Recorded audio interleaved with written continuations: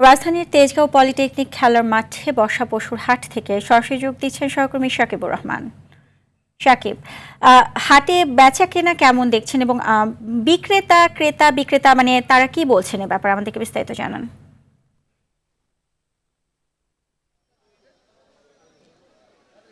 সুজানা, আসলে পুরোপুরি কিন্তু জমে উঠেছে হাটের বেচা বিক্রি। এখানে যেমন ক্রেতা রয়েছেন তেমনি বিক্রেতা রয়েছেন। বিক্রেতারা বিভিন্ন জেলা থেকে তারা তাদের পশুগুলো নিয়ে এসেছেন বিক্রির জন্য। সেই পশুগুলো কিন্তু দরদাম চলছে এবং যেহেতু আর মাত্র 2 দিন বাকি আছে সেক্ষেত্রে কিন্তু বেচা বিক্রি জমে উঠেছে এবং কাল এবং পরশুদিন আরও বেচা বিক্রি বেশি হবে এমনটি তারা প্রত্যাশা করছেন।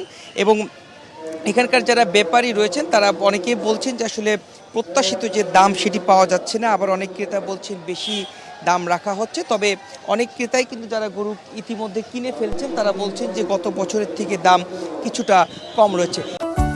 রাঁধুনি রেডিমিক্স মাংসের মশলা, ব্যাস হয়ে যাবে ঝটপট দারুণ রান্না। এর পাশাপাশি কিন্তু রয়েছে যে ডেটল সুরক্ষিত এই হাটকে পরিষ্কার পরিচ্ছন্ন রাখার জন্য তারা একটি সুরক্ষা বুথ করেছে, যেখানে তারা বিভিন্ন ধরনের সুযোগ সুবিধা প্রদান করছে।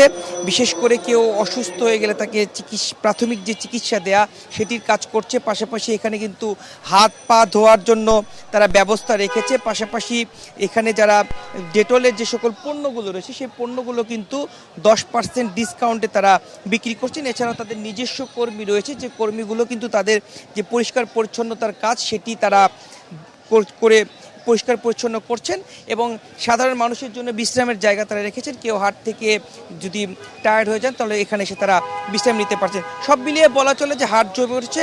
আজ রাত থেকে কাল এবং পরশুদিন বেচা বিক্রি আরও বাড়বে এটি তারা প্রত্যাশা করছেন। তো এই ছিল আমার কাছে হাট থেকে সর্বশেষ। সুজানা, ধন্যবাদ আপনাকে।